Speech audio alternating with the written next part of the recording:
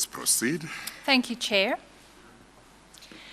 Mr. Pomensky, I indicated before the lunch break we'd move to the feature of this decision as a round-robin resolution.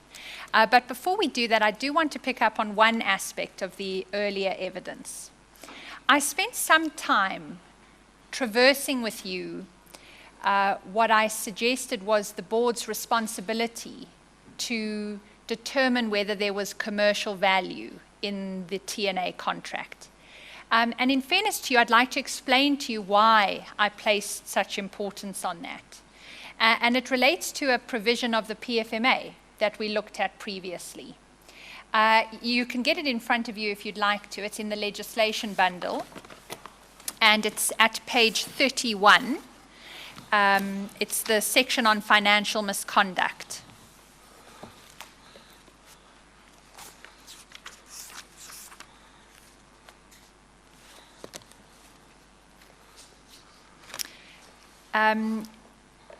That section, you'll recall, says that accounting authority for a public entity commits an act of financial misconduct if that accounting authority willfully or negligently, and then I'm interested in sub B, makes or permits an irregular expenditure or a fruitless and wasteful expenditure. You'll remember in your evidence this morning, we discussed for a moment what your understanding of wasteful expenditure was. The decision that was put before the board for ratification was a decision whether to continue with a contract with TNA. Do you accept that? Yes. And section 83(1)(b) of the PFMA requires accounting authorities not to commit acts of financial misconduct. Do you accept that? I accept that. And one of the ways in which they do commit financial misconduct is if they willfully or negligently make or permit wasteful expenditure from taking place. Do you accept that? I accept that. Do you then accept that in order not to breach that provision of the PFMA, it's necessary for the boards of SOEs and their members, when they make their decisions, to determine whether a decision is going to constitute wasteful expenditure or not? That is correct. And then I would like to ask you, as you sit here today, knowing everything that you now know about this TNA contract, what preceded it, what was not revealed to you at the time you made the decision, whether you think the contract and the board's ratification of it constituted wasteful expenditure. Ma'am, let me also answer that question in a few ways. First of all, when I said value, I thought I explained it to the chair that my mindset was in the place not to lose that money, but I did apply my mind to the value. What that value was given in or this acting CEO's element. What I'm saying to you, I don't know if that's 10, 20, 30, 40, 50 million rand. But not knowing this information, that it was not come to our attention, I'm sure the board would have, well, I certainly would have asked much more questions and wanted to understand much more. If the board had known everything you now know and still ratified the decision, do you think that would have amounted to wasteful expenditure? Yes, for sure. Thank you.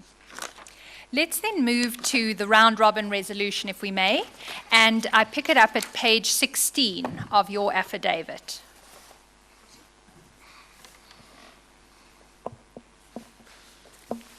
That's in MM3.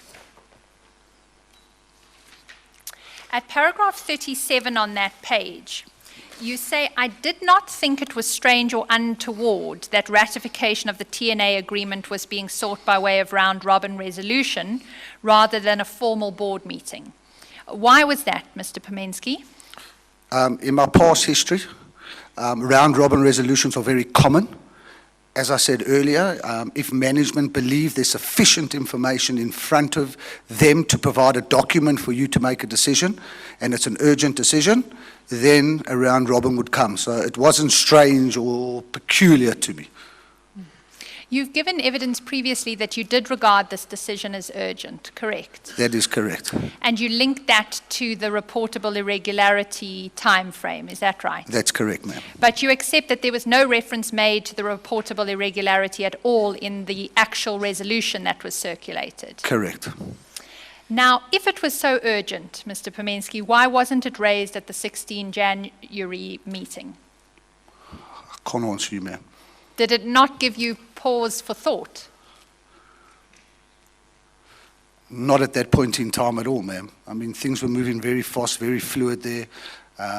You know the situation we found ourselves in, and you just got caught into understanding the business, getting involved and rectifying some of the problems that you were faced with.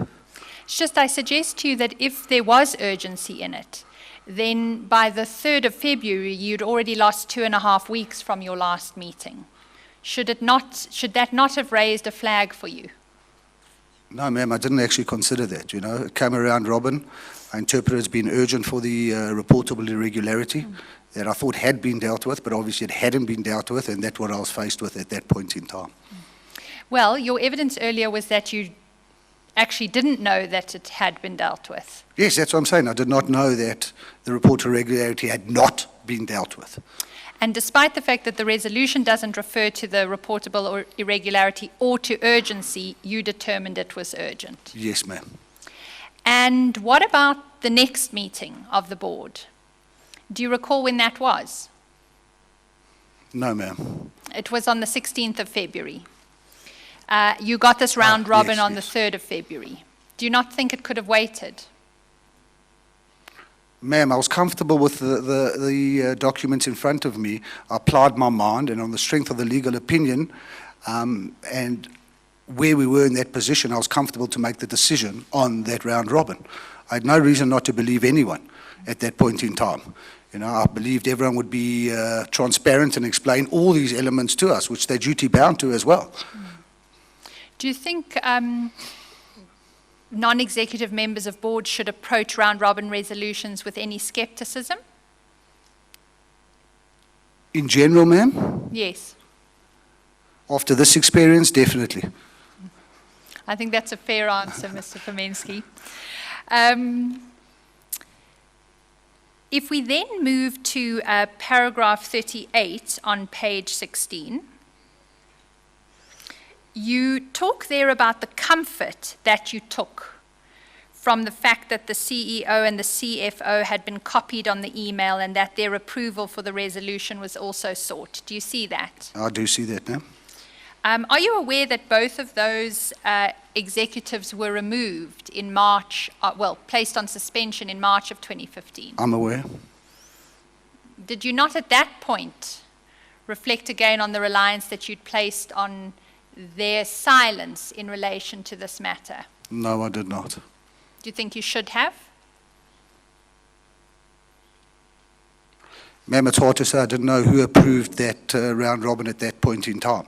You know, I replied, I was transparent. You know, the round robin came, I applied my mind, and then I replied back to everyone that was on that email, which was everyone who was copied on it. So I was transparent, open, and signed it. If anyone had problems, potentially they could have responded by then and said, did you know A, did you know B? I think the point, Mr. Pomensky, though, is that your affidavit indicates that you took comfort from the fact that the CEO and the CFO were amongst those individuals required to indicate their approval or not. Is that right? That is correct. And a month later, they were suspended. Do you not think that that should have raised for you some concern about the reliance you'd placed on them? Ma'am, I didn't consider it then. Were you involved in that decision to suspend them? Yes, I was. Chair, this is one of those areas that I flagged in the opening where there are aspects of the evidence of some of the witnesses that are not particular to the TNA inquiry, but may well form part of other aspects of the Commission's work, Yes, indeed. okay. So I just do want to flag that now. For our purposes, it was simply to relate that event in March with the comfort that you placed on their involvement in February. Yes. All right. Paragraph 39, you make the point that you've just made, which is that you didn't know what the outcome of the round-robin resolution was at the time. Is that correct? That's correct. Mr. Pamesi, I'm going to need your help now, because we, as the Commission and the legal team of the Commission standing here today, don't actually know either what the outcome of that round-robin resolution was. So I'm going to ask for your assistance. I understand your affidavit to say you gave your response, but you didn't see anyone else's. Is that right? Correct. You also indicate that there was a meeting that took place on the 19th of March, but the part of the meeting that dealt with TNA, you were not in attendance for. Is that correct? That's correct. As the minutes show on the 19th, it does not have me there present, but as I stated before, I clearly remember the section 8.3 below being in attendance at that meeting. Right. But let me just ask this. That 19 March meeting was a number of weeks after the 3 February resolution, correct? Correct. Would you not have expected that some result of the round-robin resolution would be made known to the board in that interim period? No, ma'am, my understanding, and I'm assuming that the process followed by Eskom was the same as what we follow normally in other companies, that at the next formal board meeting that's set up, all round-robin resolutions were documented down. And my understanding of that reason is so you can see if it's been approved or if it hasn't, and which members have been approved or approved it. So that's how it works within all the other organizations that I've operated in, and it's actually common practice as I understand. So did you ask about that at the 19 March meeting? I certainly don't recall asking.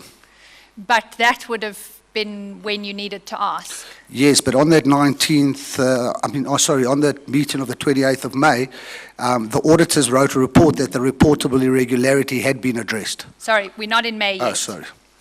As I understand your evidence, you understood it as common practice that after a round-robin resolution has been circulated to a board, at the next formal meeting of the board it's tabled. Right. That is correct. Those are the formal meetings that are documented at the beginning of the year. You've got one on X date, Y date, and the next date, not ad hoc or in-between meetings, as I understand. Well, you met on the 16th of February and there was no update. Did you ask about it? No, I did not. You met on the 19th of March and there was no update. Did you ask about it? No, I did not, but that 19th of March was an ad hoc meeting, so I don't believe it would have been on the agenda. Why do you say it was an ad hoc meeting? Because it was a meeting that went in committee, and my understanding of that meeting was to deal with certain issues that had arisen with the chairman at that point in time. Mr. Pamesi, there were 2 meetings on the 19th, an in-committee meeting and a full board meeting. Yes, ma'am. So at least in the full board meeting, it could have been raised. It could have been raised, correct. And following your common practice, should have been raised. I don't know if that was a formal set meeting date, but if it was, it should have been put onto that round robin, ma'am. Yes. But you get no feedback, actually, until a meeting on the 28th of May. Is that correct? That's correct. And tell us about what happened on the 28th of May. Well, on the 28th of May, there was the formal board meeting. It was the approval of the audited accounts and the integrated report. And in there, the auditors explained that we asked them, is there any irregular expenditure or anything to that extent? I'm going by memory, I can relook again. And the auditors said the TNA and another individual, I'm terrible with names, Mr. Beloy, I think it was the report was irregular or something to that effect, but the TNA matter had been resolved and had been addressed to the satisfaction of the auditors. And then also at the end there was a note to say that the round robin resolution for noting, but I understand the wording said reconsideration, but it's there for noting. So the round robin was noted at that meeting for all the board members to have a look and see at that point in time. I want to go to the language in a moment of that, the minutes of that meeting, but just help us with do you have a clear memory of that meeting and the discussion of the TNA aspect? No, ma'am. So when you say it was there just for noting and not for an actual decision to be taken, are you sure about that? Yes, I'm sure that the process works, that all formal stuff is you have your round-robin resolution for noting to tell you whether it's been approved or not. But at that stage, you didn't actually know yet whether it had been approved, did you? No, I had no idea. In fairness to you, let me explain our difficulty. In the records of Eskom, we have only been able to track down 9 affirmative responses to the round-robin resolution. A 9 is just short of the 75% that was required to carry that round-robin resolution. Is this the first time you're hearing these facts? Yes, it's the first time. The MRI is very clear that a round-robin resolution needs 75% approval. Which on my maths is 10 out of 13 members. I'm sure you can do it mentally, being a chartered accountant. Our records, as we currently have them, Chair, only show 9 responses. It may be that as persons who received Rule 3.3 notices and were members of the board at the time, we'll be able to get greater clarity. But the company secretary's records show 9 approvals, not 10. Okay. With that background in mind, can you go back to the meeting of the 28th of May and tell me again whether you're absolutely sure it was merely noted and not decided at that meeting? I'm almost sure it was for noting and not deciding at that, because there was no conversation according to the best of my memory at this point in time. That is not consistent with the language used. So let's go to the language of that resolution, if we may. It's at page 413 of your bundle, which is Exhibit MM3.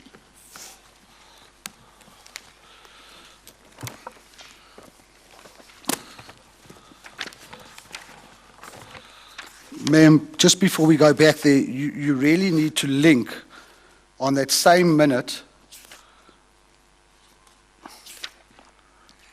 page 9 of 22, if I may. Yes, it's paginated page 405. Yes. It was reported the TNA contract had been ratified by the board and therefore no longer regarded as irregular. So that would have been... Sorry, where are you reading from? Oh, sorry, 1, 2, 3, 4, 5. The 5th line on the 3rd paragraph, ma'am. Right. I'm sorry. At 405 or 413? 405, sorry, Chair. 405, okay. Sorry, Chair. You may continue. It was reported that the TNA contract had been ratified by the board and therefore no longer regarded as irregular. So that would then imply that it was for noting this wording over here. Right. Let's go to the wording. You'll find that, Chair, at page 413. Just hang on 1 second. Sure. Did you say, Mr. Perminsky, you were reading from paragraph 3 of 405? Yes, sir. It was paragraph 3, Now and I I'll can say see. 1, 2, 3. No, I can see it's in the middle of the paragraph. I was looking at the beginning of the paragraph. Okay, where do we go from there? Sorry, Chair. Then to page 413, Chair. Okay, thank you. Go ahead.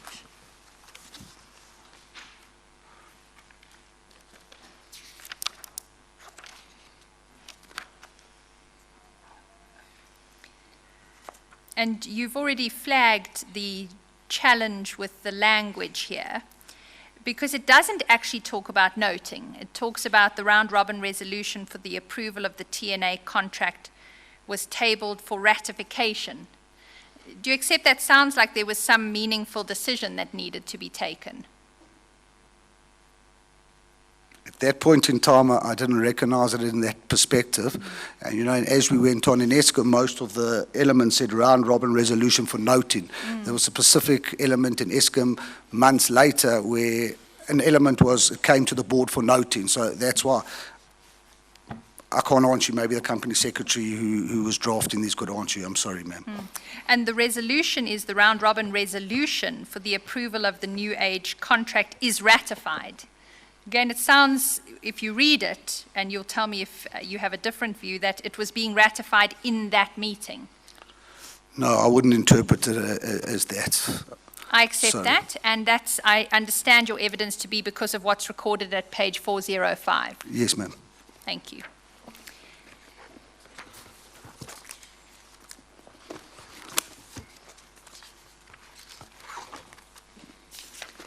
Mr. Permensi, if we can then go back into your affidavit.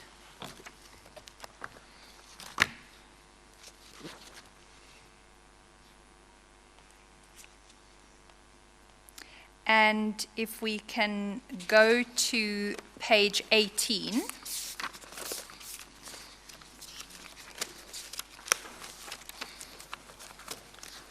Yes, ma'am.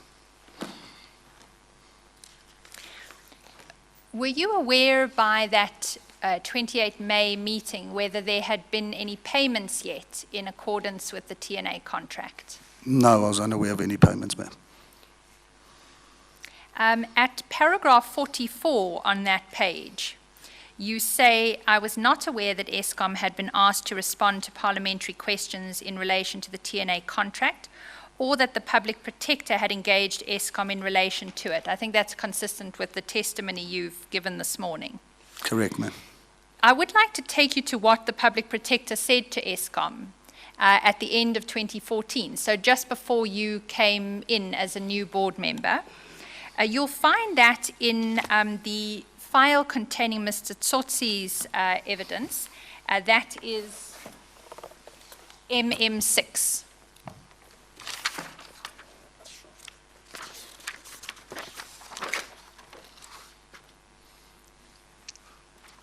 We are in MM6, and we need to go to page 364.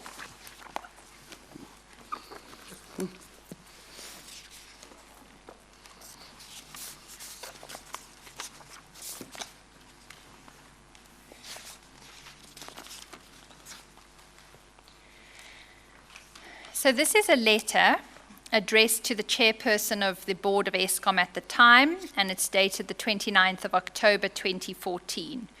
It's a letter from the public protector.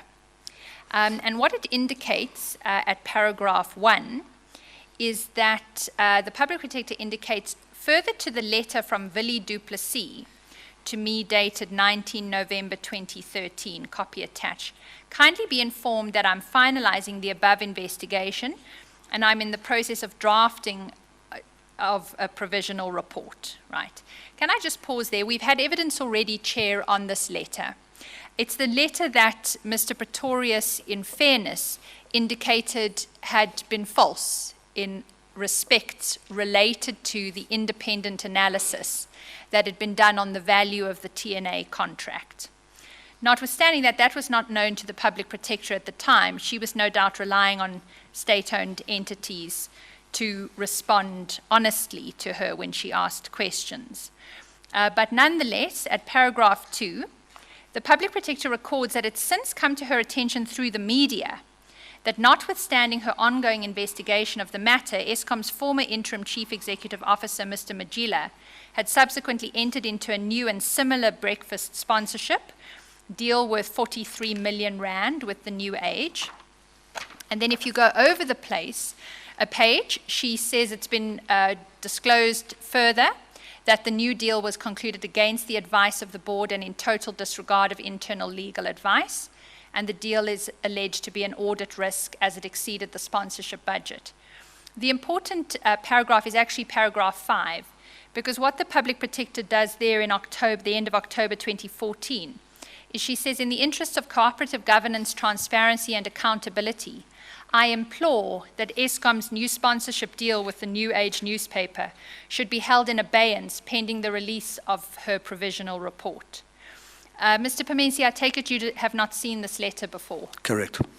If it had been brought to your attention at the time, would you have at least wanted a meeting, a board meeting, at which the TNA contract could have been debated? Straight away. Together with the fact that they've asked you in the Public Protector's Office or asked you to hold this. This is a serious request from a serious body. Indeed. I'd then like to deal with one or two final matters.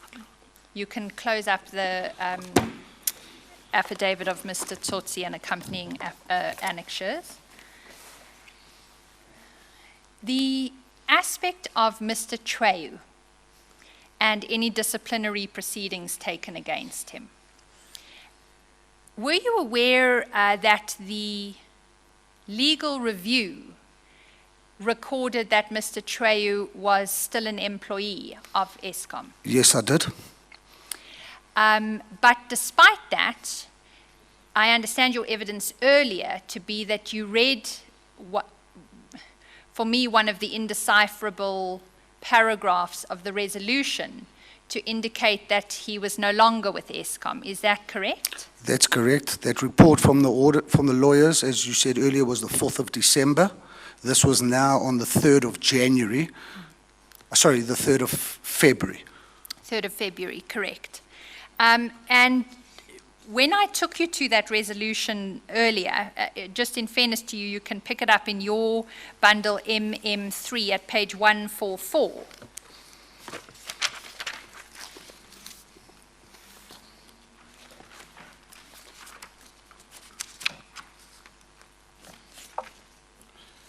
Yes, ma'am.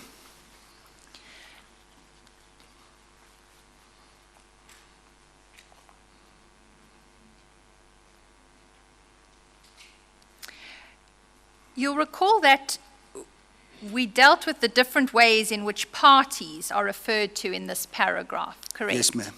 In the same paragraph, on your understanding of it, the parties are changing throughout, correct? Yes, ma'am. And you read this round-robin resolution text together with a legal review that said that Mr. Treyu was still in the employ of Eskom, albeit dated December 2014, That is correct. Did you not think you might want to make some further inquiries as to whether Mr. Treyu had actually been released or dismissed? No, ma'am, in my mind it was quite clear. The parties that were involved in this matter are no longer in the sphere of Eskom operations. It is quite clear to me in my mind. Otherwise, at that point in time, I'm not sure whether I knew the PFMA specific acts, but common knowledge would have put to me, listen, Mr. Chow's there, let him come and answer what these questions are. To take a termination clause away against the lawyer, he needs to answer and come explain. Do you not think it's an odd way to say an employee is no longer in the employ of Eskom? No, ma'am. And I understand your evidence to be you weren't at the 19 March meeting when the issue of the TNA contract was discussed. Is that right? That is correct. Ms. Klein, chairperson, who was one of your co-board members, has indicated in a statement before the Portfolio Committee, which she sought to have placed before this commission, that at that particular meeting she raised her concern about no disciplinary action having been taken against Mr. Treyu. But I understand you weren't there for that. That's correct, ma'am. If you had been, what do you think you would have done? No, definitely. I would have asked for investigation, not investigation, to find out the actions that he did and put him through a disciplinary hearing in the sense of why did he remove the termination clause? Was it a commercial decision? What was his mindset, and let the disciplinary work out what was the outcome of that? Because the provisions we went through on the PFMA Require it. Require it, correct. And create an offence if it's correct. not done by a accounting authority. That is correct. Mr. Pomensky, then just in conclusion, if I may, what I'd like to do is get your final comment on certain aspects which I suggest sum up the essence of your testimony today. And I want to do that in two parts. I want to get your comment on aspects that I understand your testimony today to have made clear were not known to you at the time. That's the first category. And then the second category is what was known, or I'm going to suggest ought to have been known. Okay. So let's start with what was not known to you. Is it correct that it was not known to you that the previous board of Eskom had found that there was no value in this contract? That is correct. It was not known to you that the public protector had asked for the decision of the board to be delayed until her report on this very matter was produced. Correct. It was not known to you that the 2 previous contracts with TNA were concluded without a budget and without the involvement of the sponsorship committee. I didn't know, sorry. You also did not know that those 2 previous contracts were, in their own terms, then irregular. No, I did not. You also, I understand your testimony to have indicated that you didn't know that there was another legal option available to Eskom. That was the option when we were dealing with the 2 questions that were put to the lawyers. I said, actually, there was a third option. Eskom could have taken steps itself to review the decision and thereby not be liable under the contract. Correct. And can I then ask you, if you'd known all of that, do you think you would have ratified this decision? Never. I would have definitely called for more investigation, never ratified it. Right, then let's move to what you did know, or I'm going to suggest to you you ought to have known, so that you have an opportunity to comment. The first board meeting at the 16th of January had made no mention of the TNA contract, correct? Correct. On the 3rd of February, nonetheless, you got a round-robin resolution and accompanying documents asking you as a member of the board to ratify a 43 million rand contract for business breakfasts, correct? Correct. At that time, you linked urgency to the reportable irregularity, correct? Correct. And it didn't occur to you at the time that if it was so urgent, it should have been brought up at the 16 January meeting? No, it was there to be dealt with at that point in time. It didn't occur to me at that introductory, on that 16th of January meeting. No, it did not. You were aware at the time that Eskom was in a precarious financial position. I was, ma'am. And is it fair to say that at the time that you took the decision, you are of a mind that Eskom shouldn't lightly enter into a 43 million rand contract for business breakfasts? Ma'am, I can't comment on that element. I wasn't involved in sponsorships. I don't understand how they determine what their game is, what the aim is. I don't know specifically, but the situation I was caught in was an issue that came from the prior board that came to us to that point in time where a decision had to be made. Should an SOE always be cautious when it spends public funds? Of course. And should it be cautious when it's spending 43 million rand on breakfasts? Definitely. Any amount, ma'am. You were also aware that the auditors and the lawyers had concluded that Mr. Majila was guilty of financial misconduct, correct? From a PFMA perspective, yes. And that they had rejected his attempted justification that it was an investment. That is correct.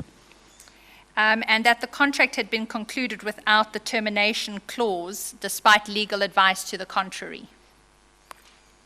Ma'am, I'm not a lawyer to the contrary, but it was concluded without a termination clause. Yes, but let me get clear on this. The SNG report and the Ledwaba Mazwai review did record that there had been internal advice from Eskom's lawyers that the termination clause should be retained. Are you aware of that? Yes. So it was, in fact, concluded without it, contrary to the advice of Eskom's internal lawyers. You knew that? That is correct, which then equates, that equates to your misconduct. Indeed. And then it goes back to your exact PFMA Act, where you have a duty to act. Mr. Pomensky, I also want your comment on the proposition that it was not reasonable to rely on Mr. Majila's assessment of the value of this contract, given all of that backdrop. Ma'am, I had no reason to disbelieve him. I felt his representations were comprehensive in the sense of explaining himself, and I didn't at that point have any reason not to take it on the face value that he gave at all. But for the fact that he'd been found guilty of financial misconduct, and but for the fact that he'd concluded the agreement that took the termination clause out of the contract. No, ma'am. Also, when I'm looking at that, sorry to comment to you. Sorry, Chair. Yes. I'm sorry. I heard a statement that he'd been found guilty of financial misconduct, as opposed to, Yes, I I I don't think had we're that. proceedings. It Maybe was that referenced was- in the Lidwaba Mazai yeah. report. Yes, indeed. Let's just find it so that we are absolutely clear about the language that they used. Or you wanted to say they took the view that he was guilty of financial misconduct. I think my learned friend Mr. Blow's concern is with my use of guilty. Yeah. So let's... And the finding. Yes, indeed. So let's go to page 194. It's in your bundle MM3. What's the page? 194. Thank you.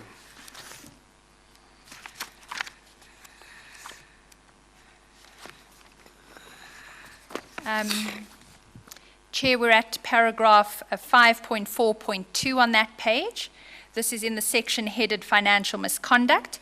And what Lidwaba Mazai record there. I'm sorry. Apologies, Chair. I went to 194. Do you say 154? Sorry, it is 194, but it Yeah. is paragraph 542 on that page. Oh, I must be looking at We- the wrong bundle. You may be in the wrong bundle. Yeah. Chair, we are in exhibit MM3.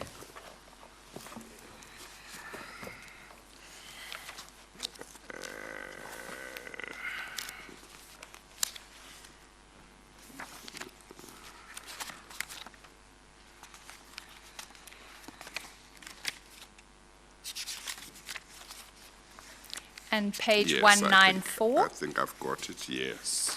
And it's at paragraph 5.4.2 on that page, where the authors of the legal review say, it appears to us that taking into account the factual findings of the report and section 57 of the PFMA as mentioned in paragraph above, that the conduct of Mr. Majila in relation to the conclusion of the TNA contract also constitutes a financial misconduct. Do you see that? I see that, ma'am.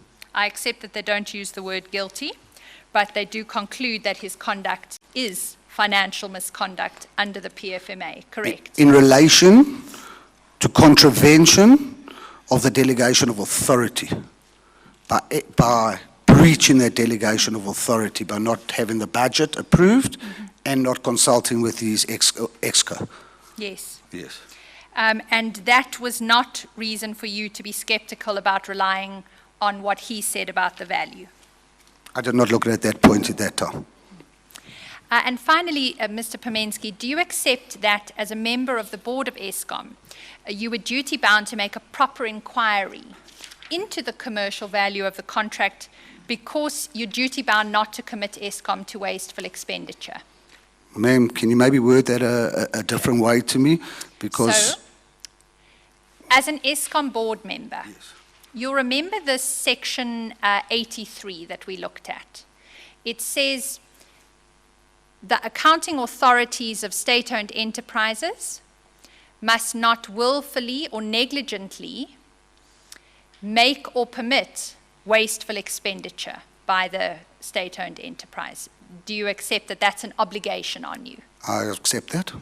And that in order to discharge that obligation, all the board members of ESCOM, including you, needed to determine whether there was commercial value in this contract before you ratified it. Ma'am, you need to put into the situation the circumstances we were in again. As I stated up front, my reasons were very simple. If we terminated that contract, they would claim 43 million rand without getting any sponsorship.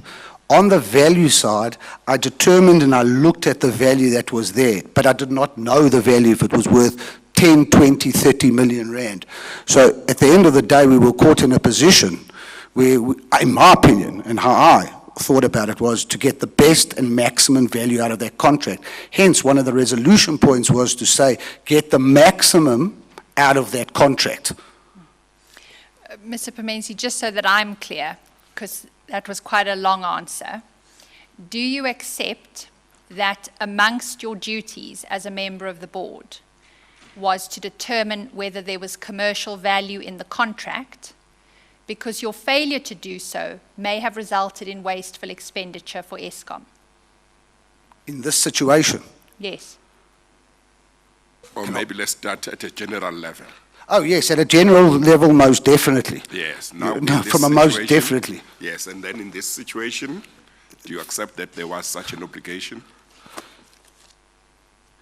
It's hard to say. But, you know, it's hard to say in the circumstances where you found, even if, Chair, there was, for argument's sake, 1 million rand value. You know, first of all, if you didn't ratify that contract, then, according to the attorney and the advice that we received here, we could be paying 43 million without even getting that 1 million value. So in my mind, that value was what it is. So in this specific situation, it's very hard for me to answer you. In a general situation, I do agree with the Chair. Thank you, Mr. Pomensky. Thank you, ma'am. Chair, those are our questions. Thank you very much. Any re-examination?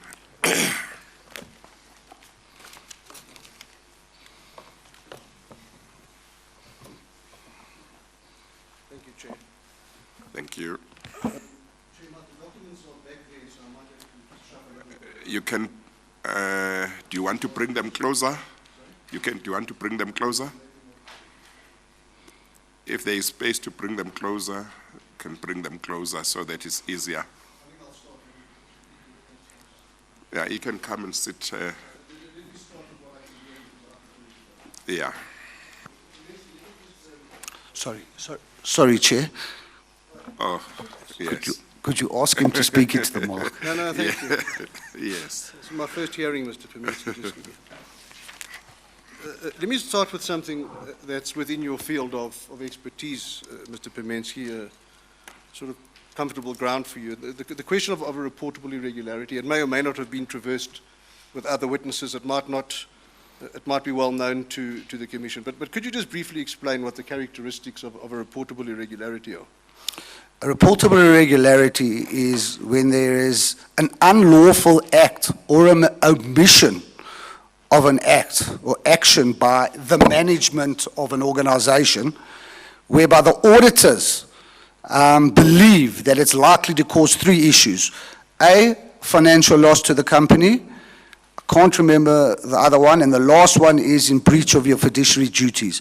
So if the auditors have reason to believe it's going to cause you financial loss, then they will raise the reportable irregularity.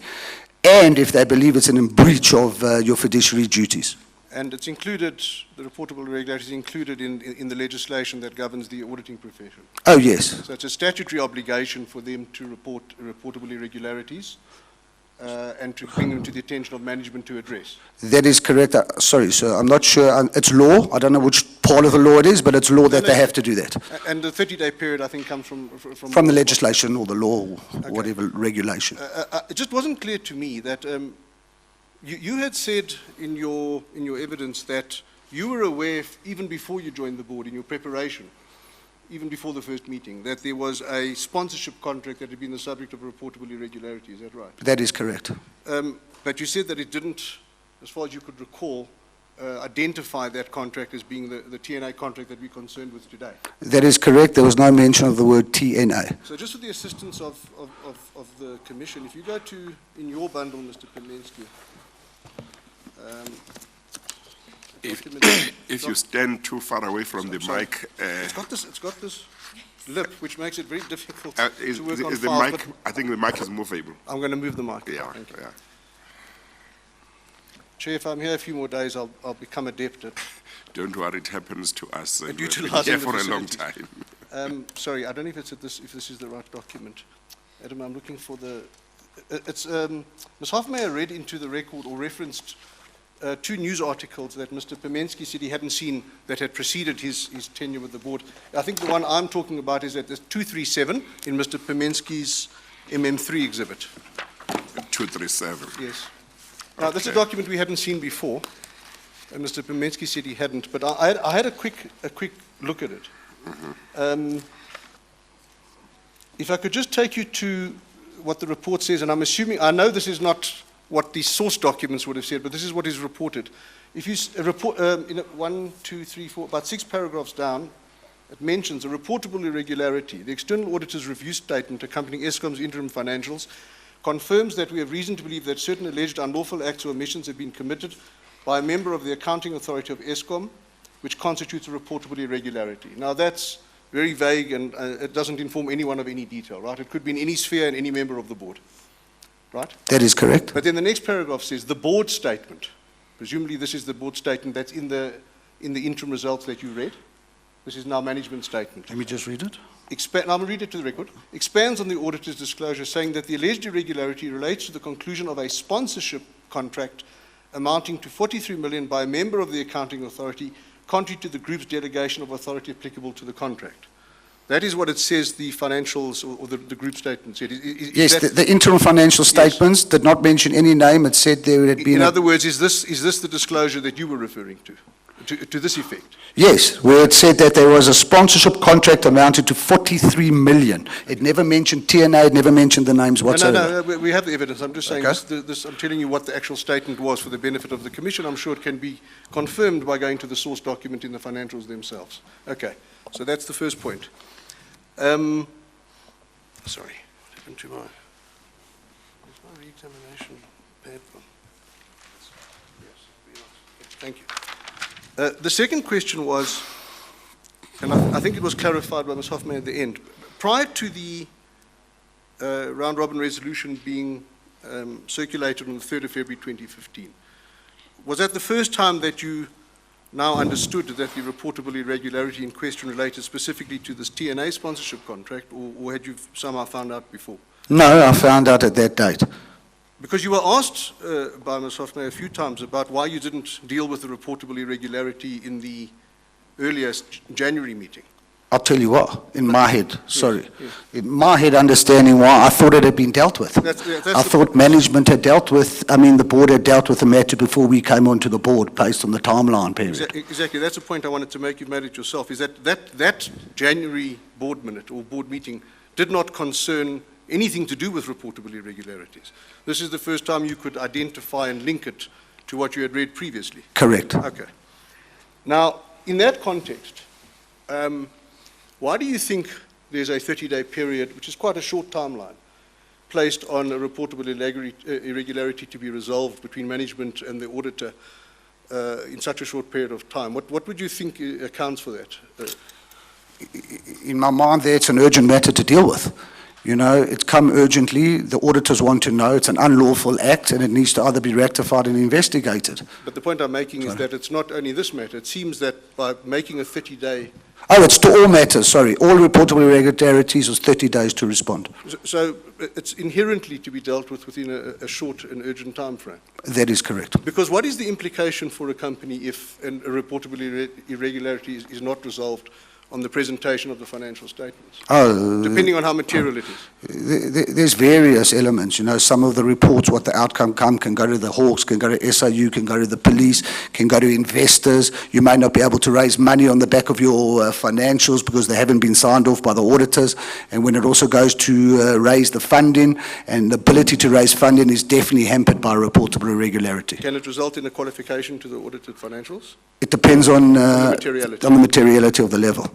And the internal controls linked to it. But by definition, as I understand it, it's dealing with matters of high irregularity. Not every irregularity or problem found in an audit has to be reported. No, it has to be a material irregularity. Okay. It can't just be a normal, it's a judgment call, and it has to be material from an audit perspective. Can I then take you to, the round robin resolution itself? In your bundle, it starts at 144. Well, the content, sorry, it starts at 143, MVP 143. Yes, sir. So if I could just, the page before 142, it was circulated under cover of an email which told you, if you look at the page before, Chair, that it had been forwarded to all the other members of the board, right? Is that correct? Yes, it's from the company secretary to the entire board, Zola, Molefi, Montana, Nadu, Koza, Ngobani, Boloy. And my understanding is that... And also the Fenta, and who's the board, who's also the board secretary. Now, of course, this is, to a large extent, a fairly new board in the sense of its membership, what comprised its membership in 2015 as opposed to 2014. Yes, correct. And I'm sure there's been evidence of this, but if you go to the MVP 143, my understanding is the common members, in other words, legacy board members from the old board were Mr. Tsotsi, the chairman, correct? That is correct. Mr. Matona, I think, was he the chief executive? That's correct, Chief Executive Officer. And then and Timo Lefe was the chief financial Chief officer. Financial Officer. I think there might have been And there was one more. Mr. Mabude or Ms. Mabude? Chweta Mabuda. Okay. Sorry. So those were the carryovers. The rest of the members, either whether they were independent or executive, were all new to the board. That is correct. Okay. So now you receive this round robin resolution. It tells you what it does. Ms. Kaufman has gone through it with you in some detail. You've given evidence of the reliance that you placed on the lawyer's report, and obviously there'll be submissions regarding that ultimately, the extent of the reasonableness of that. But you were pointed to the one that was just looked at, the financial misconduct conclusion at 194, you see there?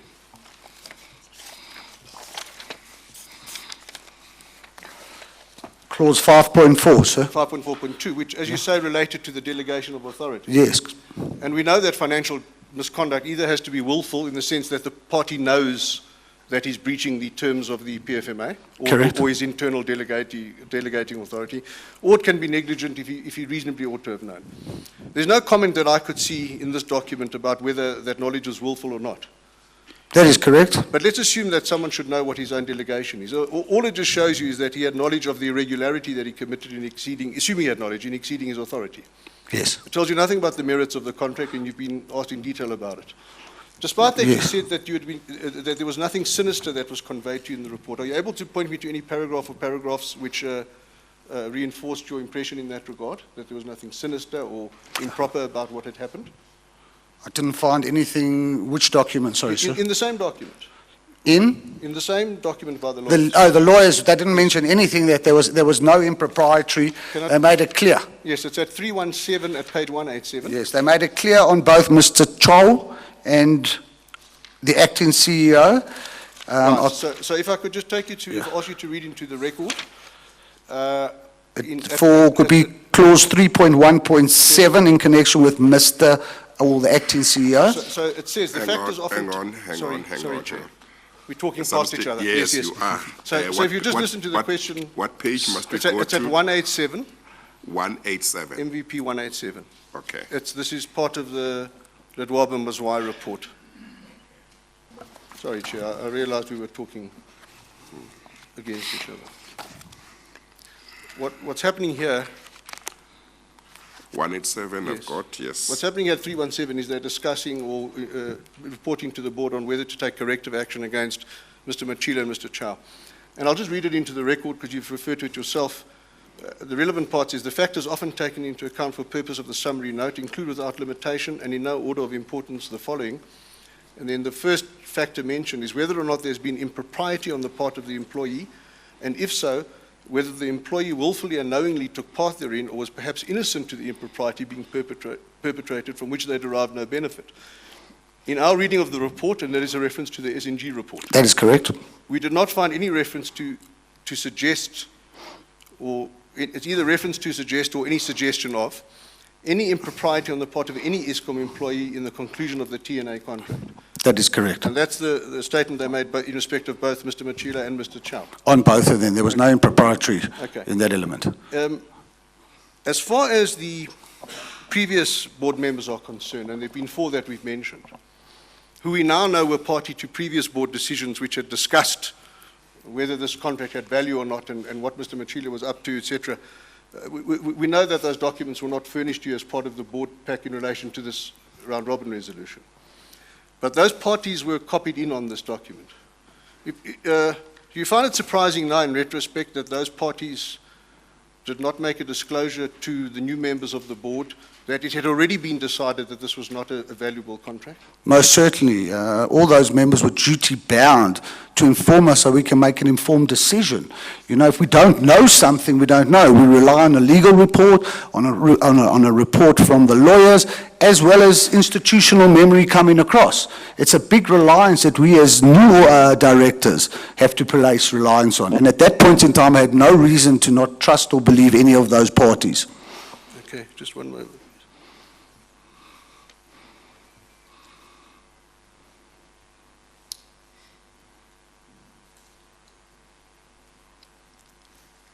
Just sorry, Chair. Chair, if I could just have one moment, please. Okay.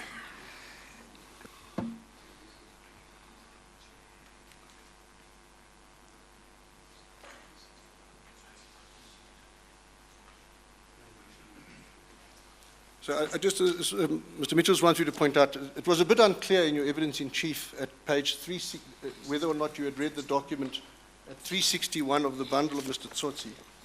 I think you've answered it generally, but let's just confirm it, please.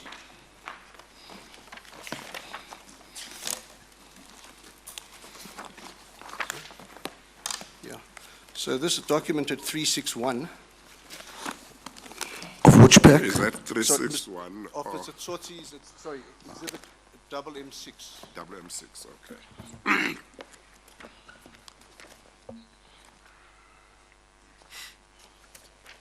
Yes. This is an extract from the Transition People and Governance Committee, December 2014.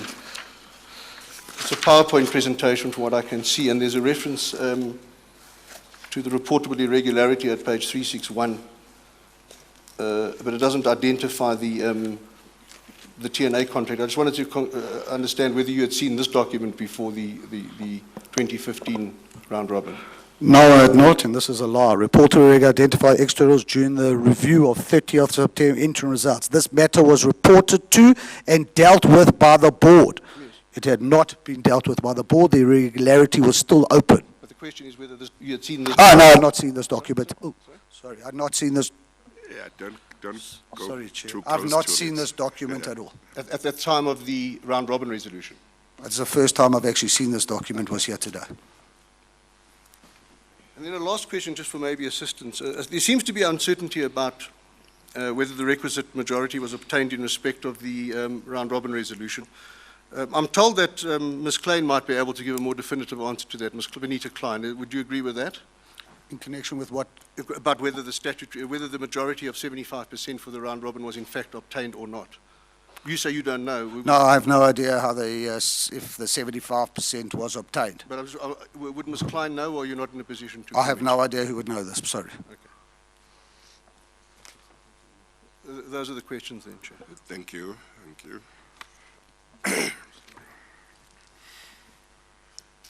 Do you have anything? No, Chair, no further questions, just some Yes. housekeeping and Yes. organizational aspects. Yes. Chair, from our side, I did neglect to do this earlier. I mentioned at the outset that there were likely to be some lawyers representing some of the implicated persons. Yes. Over the lunch break, the lawyer for Mr. Ngubani introduced himself to me. Yes. He has been in attendance today. I indicated to him at lunch maybe it makes sense for him to place himself on record, but now that we're at the end of the day, Yeah. it probably makes sense for him to do so when Mr. Tsotsi returns for his evidence, because it's in Yes. respect of Mr. Tsotsi's evidence Yeah. that Mr. Ngubani received a Rule 3.3 notice. Yes. No, that's. And so the remaining thing is just the arrangements Okay, from the hearing. Okay. Let's. Sorry, briefly, Chair. Yes. Apologies. I just, again, not as FA with the Yes. detailed procedures. When submissions are going to be made to you in connection with inter alia this witness's evidence, is it intended that if he wants, his legal representatives will have an opportunity to make submissions to you, or I don't know if it's part of the program or Yes. No. The intention is that when all oral evidence has been completed, implicated persons and people representing witnesses would be given an opportunity to make representations. Okay.